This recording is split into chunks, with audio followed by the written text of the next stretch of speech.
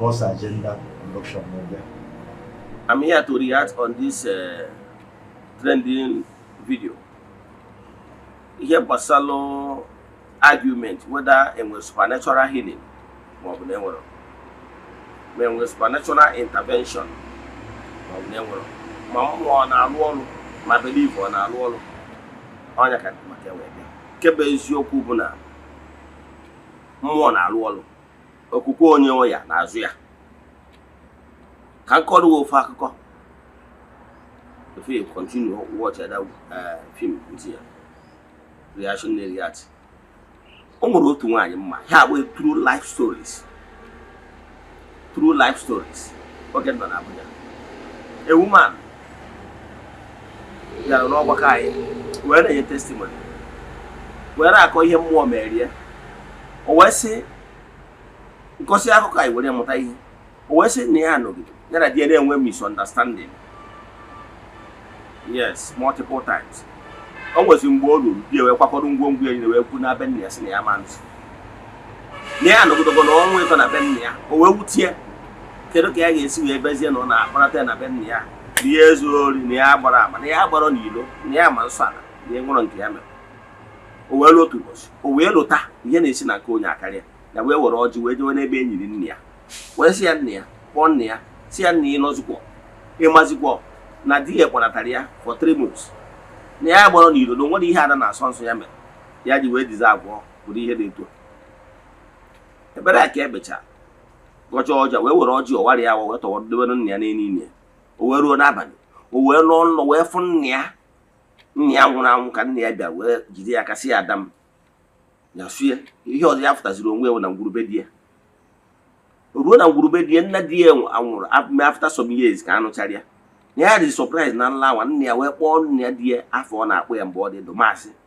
ya fụzie ka nna di ya si n'ime ụlọ na-apụta wee sị ya maasị na mgbe nwa gị bịara ịnụ nwa ma n'ọgụ maka mkpọrọ nwa n'aka biko kwe ka unu aba nwa m nwaanyị ya bụrụ oge ya n'ezi anya ọ bụrụ na ọ na nlọ ya teta ọ bụrụ na ọ na nlọ mana ihe dị ya surprise after 1 month ya lọchalụ nla na ya nọbe ha moto drive in ọ bụrụ di ya gba nkịtị na-enye ọsị ya nwaanyị ya bute ngwongwo ka a nachiga Abuja ya bụ true life story so mgbe ha nachigaziere Abuja wee chụwazie di ekiri ihe mere di ya wee na-asị ya na some weeks ago na ya nọ na nna ya bụ di ya bịakwute ya wee sị ya kere ihe kpatara o ji wee kpọọ na Nkechi bụ nyanwa bụ Nkechi ya ji ekwanata Nkechi bak n'ọnyanwa mere nyanwa iwu nna ya ji wee nyanwa di ya ji wee kpọnata ya mana anya ha kọrọziri di ya nọ n'ikpeazụ ka ya kọziri di ya ihe ya ji ọjị wee mee emuntago so onye sịrị gị na enwero supernatural intervention the same thing with ndị na-aya ahụ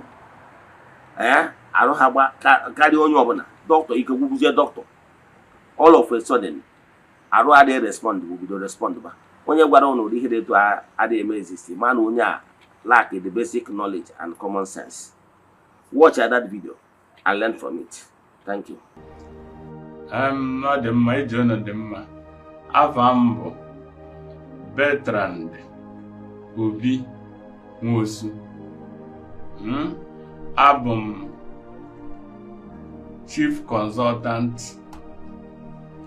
Obstetrician and Gynecologist science medical science maka ụmụ nwanyị ịmụ nwa ya bụ na nkọwa gị bụ na enwere ihe dị ka ọgwụgwọ nsọ ma ọ bụ ọgwụgwọ nke ịrịba ama ya bụ miraculous healing enwere ya nkọwa gị na-akọwa na enwe ya na-akpọ ọgwụgwọ nsọ esi n'ebe Chineke nọ wee mmechita aka na nke ahụ o mere eme omenala ka ọ bụ enwere ọgwụgwọ nsọ that is ife a na-akpọ miracle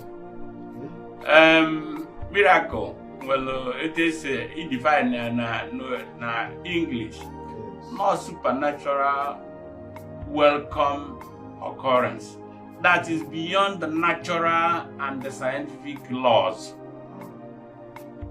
So nyanwa bụ miracle ama ndị Igbo abịazize na ọgbara Igbogharị mana ọgbara Igbogharị nke a bụ nke anabatara anabata maka enwere so many ọgbara Igbogharị nke wụ fake mana ịma na ka define na miracle na dictionary nya eti ndị oyibo dele nke ha n'ọbụ welcome event anọ ife dị mma. So abịakwa na health, enwere a lot of miracles. Nye ọgbara Igbo gharị nye a na-egbocha gị itinye ego natural law, tinyekwa scientific law, ọ bịazie gafee ha mgbe ha mere. Scientific law mma nke m nwa bụ na m welu onye nwee ịba malaria na ịgba ya ọgwụ malaria kwụsị. Nyanwa dị scientific law. Mana ije were ọgwụ abụọ nke malaria nye na ọ ya akwụsịnụ. So mana o nwere ndị ya bụ oluo o nwere malaria nwe inyechasịcha ya ọgwụ niile, ọgwụ malaria niile ọ naghọ isizi ya naba ike agwụnaghị ma ọ ya jekwa aka eji mara na o nwere ife ọzọ, mana ị na-ene ya anya bụ na malaria ka ọ nakọta n'ala onwe ọkwa divine intervention, ọkwa miracle.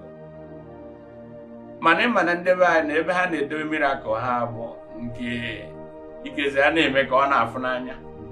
Mana because na miracle would divine intervention, ọ karịrị ife anya mmadụ ya maka ọ dị beyond the natural law and the scientific law. Nya sayensị bụ na ọkammụta ọkanụzụ nya n'ihi eje weta nya ihe a na-akpọ epidemiology, nya iweta sample ime interpret si oke na-eju a ka ọ si eme iwerezi. O nwere ndị anaghị eme otu ahụ.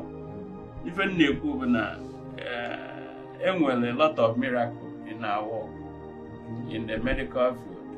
Mụnwa na-ekwu na alụgo mfo medicine for 39 years.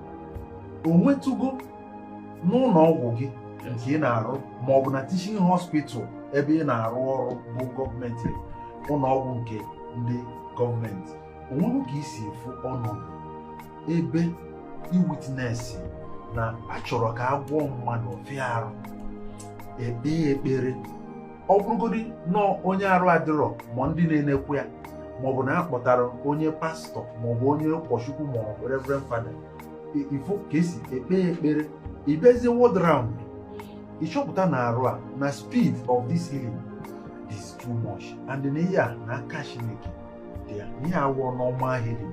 Inwego such experience personally? I'm not going such experience. Rinnekwuo. Mana ihe gbasara miracle, ihe eje documentary, mana ihe nza gị ihe jụlọ gbam, enwego m such experience. Enwe nke mkpụrụ afọ nwaanyị akwachicha ya nsị a na-apụtakwa na ya, kwachicha ya nsị a na-apụta. Ọnya mazi etu o si ebe anyị ma ọnọdụ wonda efukwa na mse na-ahazi apụta. Abịa na the last one a na-eme the operation, mkpọrọ onye ọzọkwa mụ na ya na-aga oso mfu ihe m fụrụ emegidozila onye ya. So nwaanyị mechaa gwiri ife na mezi operation ọzọ. Nke kachara njọ nke a na-akpọ kansa, enwere ike ịfụ somebody ọ bụrụ nwee kansa ihe dị cells, ọ bụla kansa patient iwe onye ihe anyị na-asị na ọkarịghị ife sayensị ihe mezi explain na ya naba ya nakọtakwa efu onye anwa kunitekwa one prominent American onye ọbụla ma ịchọghị ị ga-abịa Google a good industrialist, ọ mụchara na asịsị ya na ọ ga-anwụ, ọ mechaa dụkwa mma chigata tinyezie ego na ihe dị ya na medical line. So if you the answer is no regard, not the edebe. Dịka ọkammụta dọkịta na-afụ maka ụmụ nwanyị na-amụ nwa maọbụ ụmụ nwanyị ịtụ ime, ifutugo ọnọdụ ebe ihe gbasara ọgwụgwọ nsọ maọbụ miraculous conception na nwanyị atụghị ime, ndị na agbago mbọ mee ya eme nyere ya aka n'ọgwụ ka a mara ma ya atụrụ ime, ọfịaba arụ anọkọtazie nwaanyị ahụ bịasị ya dịzikwa ime. Kedu ihe ya akpọ ọnọdụ dị etu ahụ? Onye ma bụ miracle afọ anyị na-ekwu. I'm going to a lot of women declare that now I have to see not the sterile. What we call unexplained infertility. Is this a no more no yanka, Nika Bukwagara, and no more on any channel everything. But then I got every autolime. What I go? So, carrying every day. When they got the Jezile for ya about assisted reproduction. In vitro. And I can talk that China in vitro fail or not as a demon. On them every day. And even the process of conception and the mother. Moye Kunaga dream. Oh, miracle call. My guy, look on science, I only in the church, says, and God was possible. I got a before now. And, or in, all did never came with a lot of miracles.